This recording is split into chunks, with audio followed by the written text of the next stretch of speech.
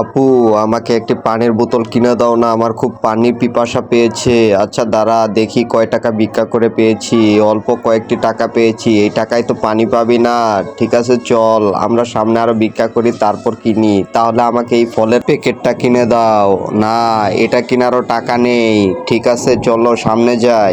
এখানে এই ভদ্রলোকটি একটি পলির মধ্যে একটি পানির বোতল এবং একটি ফলের প্যাকেট একটি পলিতে উঠিয়ে নিয়ে তাদের জন্য আফসোস করতে থাকে এবং তাদেরকে ফলো করতে থাকে তারা কোথায় গেল।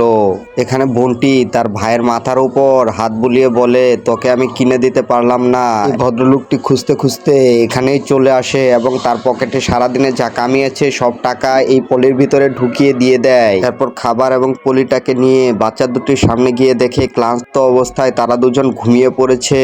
তারপর সে তাদেরকে ডাকার চেষ্টা করে কিন্তু ডাকে না, কারণ সে দান করে কাউকে দেখাতে চায় না। অতঃপর লোকটি পলিটি সেখানে রেখে চলে যায় এবং তারা ঘুম থেকে উঠে তার ভাইকে ডাকে এবং বলে, চল আমরা সামনে গিয়ে কিছু একটা খুঁজি। তারপর পিচ্চিটি বলে, দেখ আপু, এখানে কি যেন রেখে গিয়েছে। মেয়েটি পলিটিকে খুলে দেখে অনেকগুলো ফল এবং অনেকগুলো টাকা দিয়ে গিয়েছে। এইভাবে দান করলে আসলেই আল্লাহ তাআলা খুশি হবে এবং কাউকে জানানোর প্রয়োজন নেই। এবং তারা দেখেন কত সুন্দরভাবে কান্না করছে এবং দোয়া করছে। এত সুন্দর ভিডিওর জন্য লাইক সাবস্ক্রাইব তো পেতেই পারি।